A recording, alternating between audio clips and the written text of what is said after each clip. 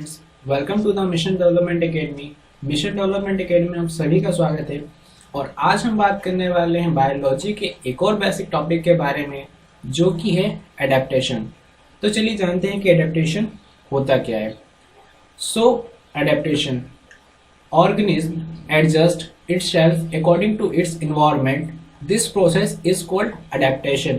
Means क्या है कि जब ऑर्गेनिज्म इन्वायरमेंट के अकॉर्डिंग अपने आप को एडजस्ट करता है, अपने आप में अपने बॉडी में कुछ चेंजेस लाता है, या फिर एक्सटर्नल वो चेंजेस एक्सटर्नली भी हो सकते हैं, इंटरनली भी हो सकते हैं। इसी एडजस्टमेंट की प्रोसेस को हम क्या कहते हैं? एडेप्टेशन कहते हैं।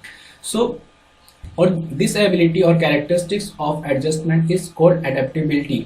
और इसी एबिलिटी या फिर बोल सकते हैं कि इस कैरेक्टर एडजस्टमेंट के कैरेक्टर को ही एडेप्टेबिलिटी कहते हैं, जो कि ऑर्गेनिज्म के पास होती है। चलिए एग्जांपल से एडेप्टेशन को और इजी वे में समझते हैं कि एडेप्टेशन क्या होता है। सो एडेप्टेशन, जैसे यहाँ एग्जांपल में हमें कैक्टस दिया गया है, कैक्टस का एडेप्टेशन का एग्जांपल दिया गया है। बेसिकली आपको पता है कि जो कैक्टस है ये फॉरेस्ट एरिया में होता है, यानी फॉरेस्ट डिजर्ट एरिया में होता है। सो डिजर्ट एरिया में क्या होता है? वाटर की कमी होती है, वाटर वहाँ सफिशिएंट नहीं होता। सो प्लांट में वाटर लॉस को रोकने के लिए, प्लांट में वाटर लॉस कम करने के लिए क्या होता है कि लीव्स में या फिर उसकी स्टिंग ब्रांचेस में काटे आ जाते हैं, जिससे वाटर लॉस कम हो जाता है। सो कैक्टस एक डेफिनेट एक एग्जांपल है बहुत अच्छा एडेप्टेशन का, क्योंकि उसमें क्या होता है कि डिजर्ट एरिया की वजह से उसके लीव्स में काटे आ जाते हैं। वहीं अगर फॉरेस्ट एरिया के प्लांट होते हैं तो वहां उनके लीव्स में काटे नहीं होते। अब एडेप्टेशन के कुछ टाइप भी होते हैं। टाइप बोल सकते हैं इसे हमने उसके टर्म के अकॉर्डिंग यानी उनके टाइमिंग के अकॉर्डिंग कहा है कि बेसिकली दो तरीके से एडेप्टेशन होते हैं। एक शॉर्ट टर्म एडेप्टेशन होता है, एक लॉन्ग टर्म एडेप्टेशन होता है। तो चलिए जानते हैं कि शॉर्ट टर्म एडेप्टेशन क्या होता है। So adaptation allow the organism to overcome seasonal and other changes in the environment is called short term adaptation. Example, seed dormancy. So अभी शॉर्ट टर्म से ही समझ में आ रहा है कि कुछ समय के लिए जो एडेप्टेशन होगा उसे ही हम शॉर्ट टर्म एडेप्टेशन कहेंगे। अब यह एग्जांपल दिया गया है सीड डॉर्मेंसी का। अब सीड डॉर्मेंसी का मीन्स तो क्या होता है? तो सबसे पहले आपको डॉर्मेंस का मतलब समझना होगा कि डॉर्मेंस क्या होता है।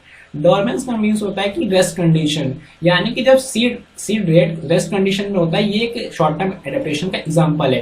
कैसे कि आपको पता है कि जब बीज हमारा बन के तैयार हो जाता है तो बीज को क्या हम कुछ समय के लिए कहीं पे रख देते हैं। सो उस कंडीशन को हम क्या कहेंगे? सीड डॉर्मेंस कहेंगे, क्योंकि वहां पे वो रेस्ट में है, क्योंकि वो ग्रो नहीं कर रहा है। समटाइम क्या होता है कि अगर हम बीज बो भी देते हैं तब भी वो ग्रो नहीं होता, तो उस कंडीशन उस फेज को भी हम क्या बोलते हैं? Seed dormancy.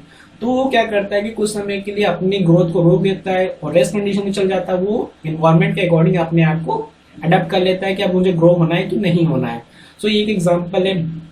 अगर मैं आपको और अच्छी तरीके से समझाऊं तो ह्यूमन बीइंग में भी बहुत अच्छा एग्जांपल है। आपको पता है कि जो हमारे सीजन चेंज होते रहते हैं मंथ टू मंथ चेंज होते रहते हैं। तो क्या होता है कि जैसे मान लीजिए कि अगर गर्मी आ गई तो हम क्या करते हैं? अलग तरीके के कपड़े पहनते हैं, और वहीं अगर सर्दी आ जाती है तो हम अलग तरीके के कपड़े पहनते हैं। तो क्या होता है कि हम अपने क्लोथ को चेंज करते रहते हैं, एनवायरमेंट के अकॉर्डिंग अपने आप को एडजस्ट करते रहते हैं। सो ये भी एक शॉर्ट टर्म एडेप्टेशन है का एग्जाम्पल है। चलिए बात कर लेते हैं कि लॉन्ग टर्म एडेप्टेशन क्या होता है। सो मैंने आपको बताया कि जो शॉर्ट टर्म एडेप्टेशन होता है ना, कुछ समय के लिए होता है, सीजनल होता है, मतलब वो थोड़े समय में चेंज हो सकता है। लेकिन लॉन्ग टर्म एडेप्टेशन क्या होता है? बहुत बड़े समय के लिए चेंज होता है। अब कभी कभार ये चेंज ही नहीं होता, एडेप्ट करने के बाद ये चेंज ही नहीं होता। So adaptation allow the organism to overcome seasonal and other changes and transmission of traits from parents to offspring and to maintain continuity from the generation to the next is called long term adaptation.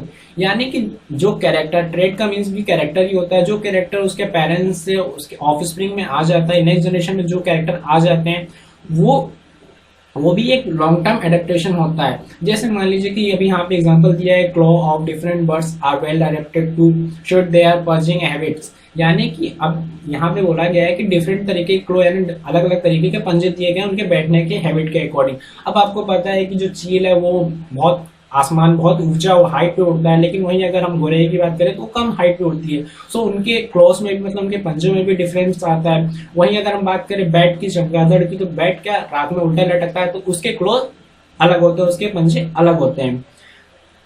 So I hope कि आपको आज का हमारा ये topic समझ में आया होगा।